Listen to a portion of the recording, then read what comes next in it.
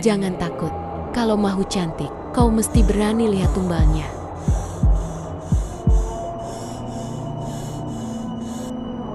Ceras, Kuala Lumpur, Rian 25 tahun, duduk di dapur rumah Teres sederhana. Di pintu kulkas, foto lama dirinya bersama Maya 24 tahun. Senyum mereka dulu terlihat hangat. Rian termenung. Napasnya berat. Lampu dapur berkelip sekali. Bayangannya di dinding ikut bergerak, tapi anehnya sedikit lebih dulu daripada tubuhnya. Bukit Bintang Rooftop Bar. Maya kini tampak anggun. Gaun trendy, riasan berkilau. Ia tertawa bersama seorang dato kaya. Saat lampu strobe menyorot wajahnya, sekilas bibirnya berkilat, seperti ada jarum tipis menembus kulit dari dalam. Efeknya cepat, hanya sekejap, tapi terasa ganjil. Kembali ke rumah Rian, lampu dapur padam. Gelap total. Tiba-tiba HP di meja bergetar sendiri. Layar menyala, foto Maya. Senyumnya di layar bergerak, mulutnya membuka perlahan.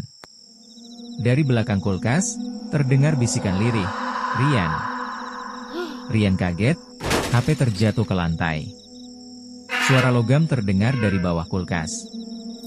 Sebuah cincin jatuh ke ubin, cincin Maya. Tapi jarumnya mencuat keluar, basah, berkilat di cahaya.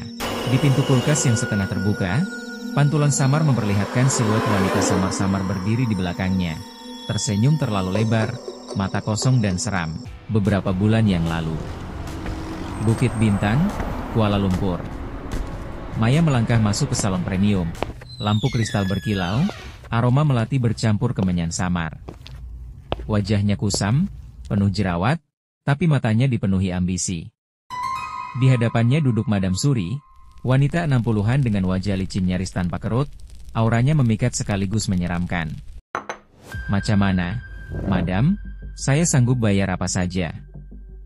Saya Mahu cantik, macam awak," bisik Maya gugup. Madam Suri tersenyum dingin. Ia membuka kotak perak di mejanya. Dari dalamnya, bukan perhiasan, tapi serpihan kulit manusia kering. Suara Madam Suri bergaung lirih, "Cantik itu bukan bedak, bukan serum. Cantik itu arwah yang kau jinakan, dengan tumbal." Maya menelan ludah. Madam Suri lalu mengangkat jarum emas tipis yang berkilau di bawah cahaya lilin merah.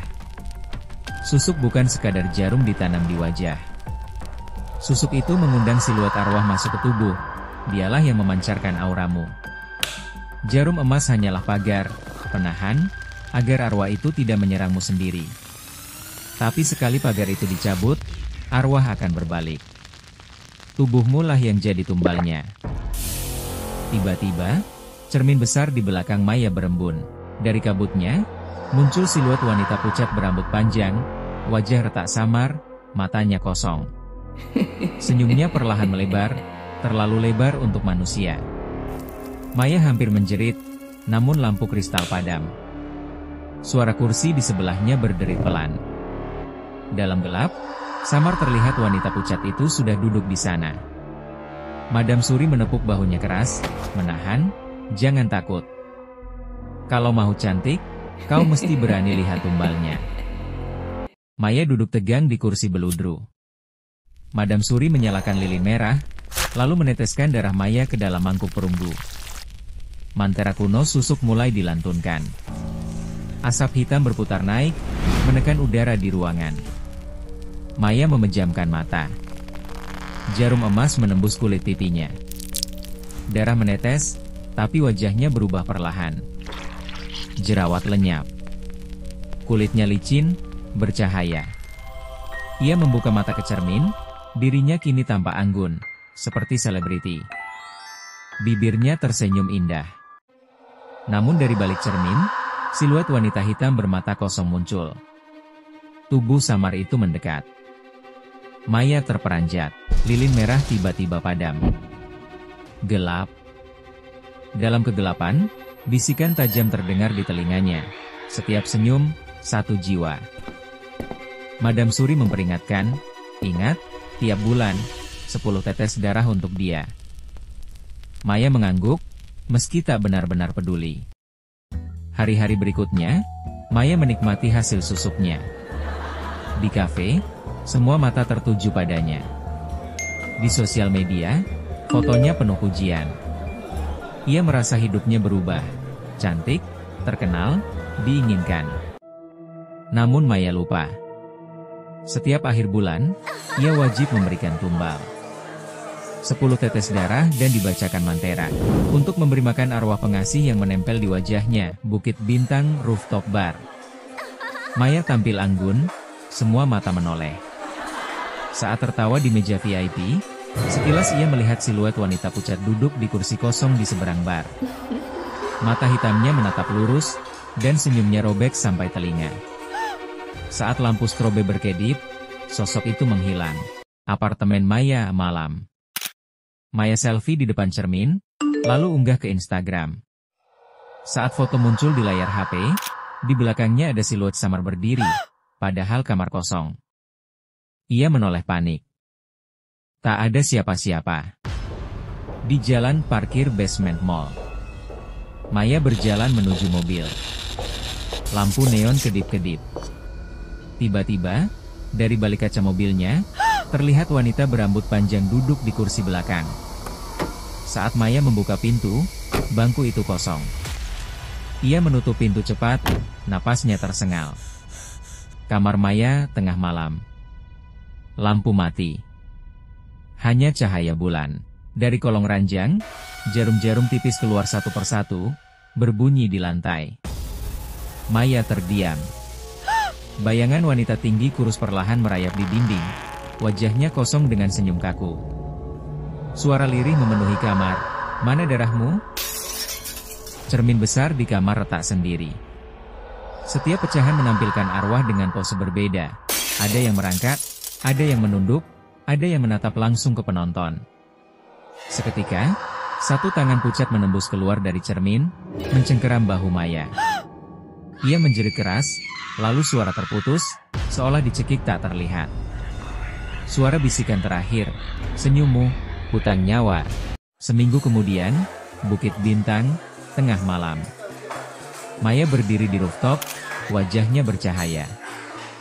Di bawah, kota berkilau. Ia sudah lupa, arwah pengasih selalu menagih. Telepon Rian berdering berkali-kali, tak pernah dijawab. Ia akhirnya datang, napas memburu. "Maya, berhenti. Kau berubah. Kita pulang." Maya menoleh, senyum cantiknya rapuh. "Aku cuma mahu cantik. Cuma mahu dilihat." Udara mendadak dingin. Cermin besar di panggung acara memutih seperti berembun. Di baliknya, siluet wanita hitam berdiri, mata kosong, mulut robek panjang. Madam Suri melangkah dari bayang, suaranya tenang. "Jarum itu hanya pagar. Kau langgar pantangan. Ini, jiwa mesti dibayar." Maya mundur, gemetar. "Ambil aku. Jangan dia." Siluet itu menggeleng pelan. "Arwah pengasih mahukan orang pertama yang membuatmu tersenyum ikhlas," kata Madam Suri. Maya menutup mulutnya. Rian menatapnya, "Paham. Itu, aku." Cermin retak halus. Retakan menyebar seperti saraf di kaca. Di pantulan, Rian sudah berdiri sendirian, wajahnya pucat, seolah ditarik dari dalam. Maya memeluk Rian erat. "Maafkan aku."